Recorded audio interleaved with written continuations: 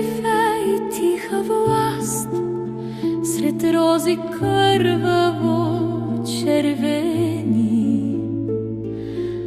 Вълкът излиза древен глас, очите му жарава и вселени. Мълчанието в погледа му спи, но в него бие дива истина.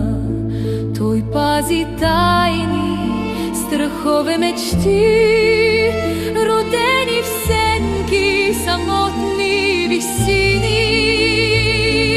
Розите шептят: не се страхувай, бодлите бят като съдба.